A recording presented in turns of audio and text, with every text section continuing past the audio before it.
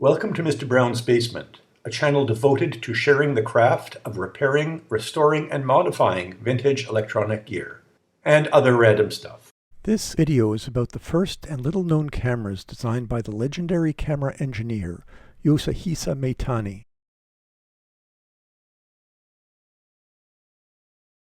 As a rule, camera manufacturers rarely mention the names of their designers, team leaders, and engineers. But if you've ever owned a legacy product of the Olympus optical company, you've probably heard the name Yoshihisa Maitani. As a boy who grew up in Japan in the 1930s, Maitani was intensely interested in photography. Later on, as a university student, he trained to become an automotive engineer. In an unexpected turn, Maitani, then 23, was hired as a designer by the Olympus Optical Company while he was still in university.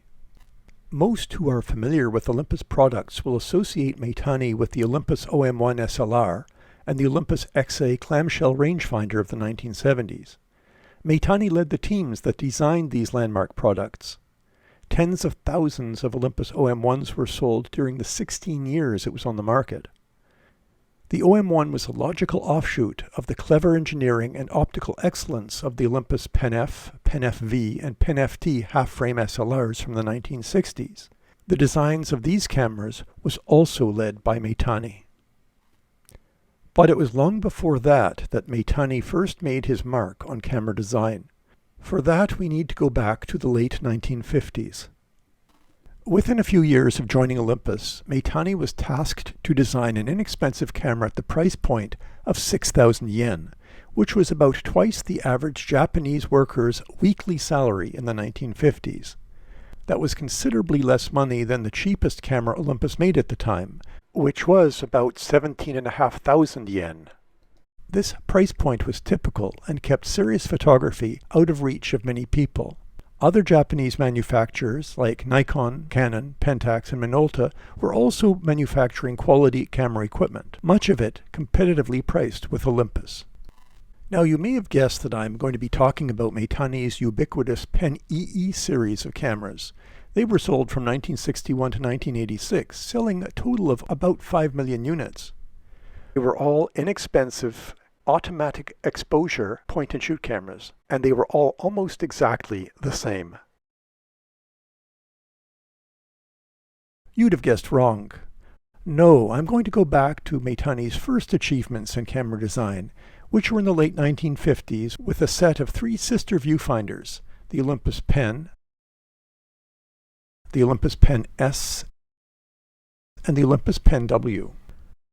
First, what is a viewfinder camera? Well, these are the least expensive cameras to build. They use a separate lens to let you see the image that will be projected onto the film.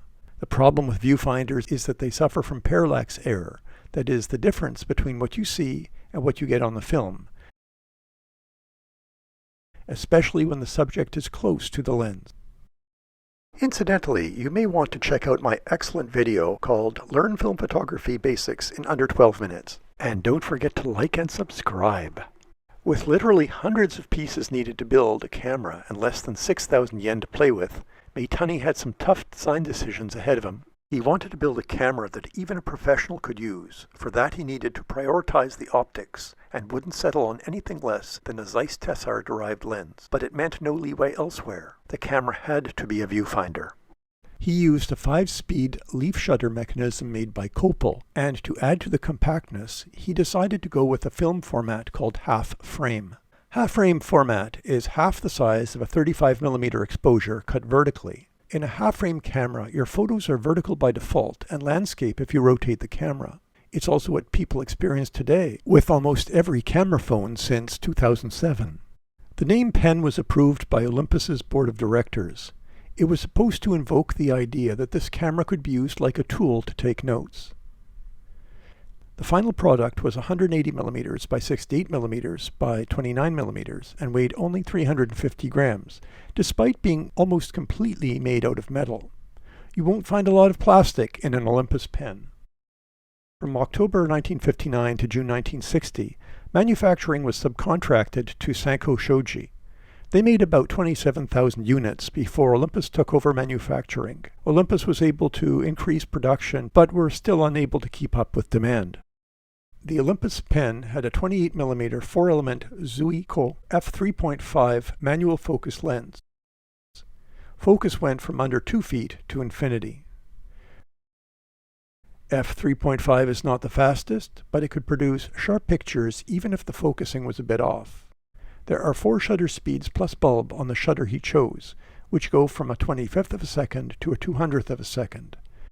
To change the lens opening, you turn the innermost ring from f3.5 all the way down to f22.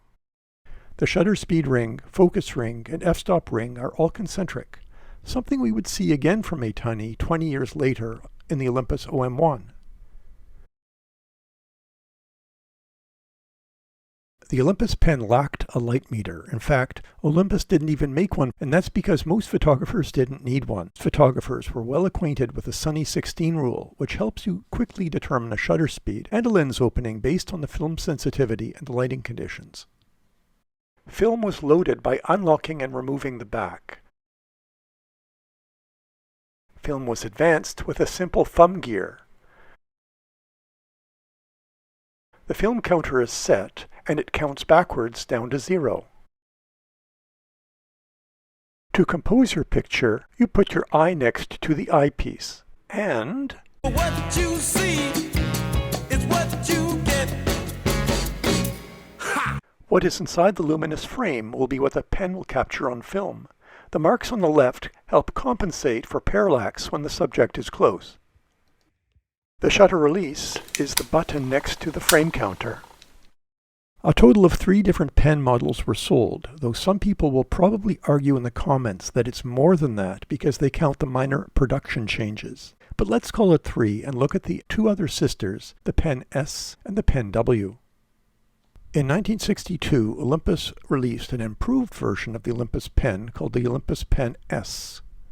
This camera was equipped with an upgraded lens. This lens was also a 4-element Zuiko 28mm lens, but was half a stop faster at f2.8.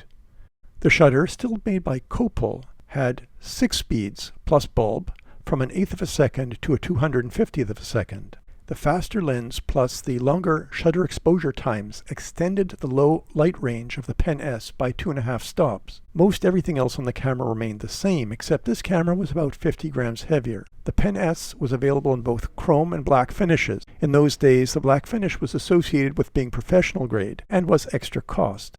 Late in its production cycle, an f3.5 version of the Pen S was sold. In 1964, Maitani further refined his design by releasing another variant of the pen called the Pen W. W refers to the wider angle lens. This camera came with a 5-element Zuiko 25mm f2.8. The shorter focal length was the equivalent of a 35mm wide-angle lens on a full-frame camera and gave it an angle of view almost 10 degrees wider than the Pen or the Pen S. With the faster f2.8 lens and the wider, less focus-critical lens, this camera should have sold very well. It didn't. This makes Pen W among the rarest of the Viewfinder pens. The main weakness of the Olympus pens is the f2.8 or f3.5 lenses. Unless you're using a very fast film, they struggle to produce good quality photos with indoor or artificial light.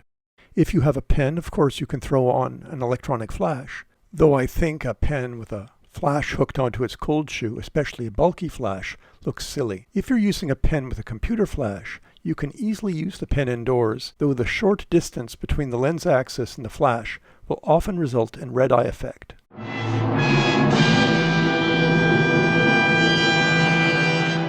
This can be eliminated if the flash is bounced off a neutral, light-colored ceiling or reflector. And because it's half frame, if you put in a 36 exposure roll of film, you'll get 72 half-frame pictures. With that many pictures, you don't have to worry about changing the roll of film very often, almost like a cell phone camera. Though I'm still trying to figure out where the film goes in my iPhone.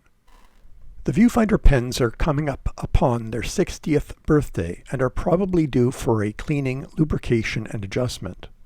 After half a century, the lubricants inside become gummy and may prevent the film from winding or the shutter from firing. Also, there are light seals in the bottom of the camera back that will have deteriorated, and they will have to be replaced.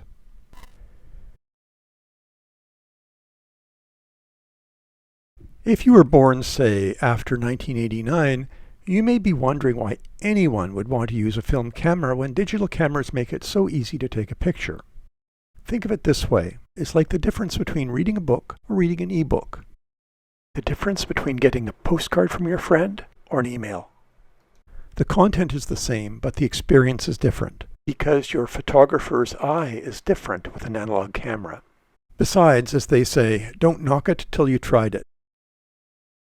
Back to the Olympus pen. I encourage you to literally get your hands on one of these cameras. They're solid and they're whisper quiet. Taking pictures with an Olympus pen is fun and easy, whether you're making a note or capturing a memory, just as Mr. Maitani had envisioned.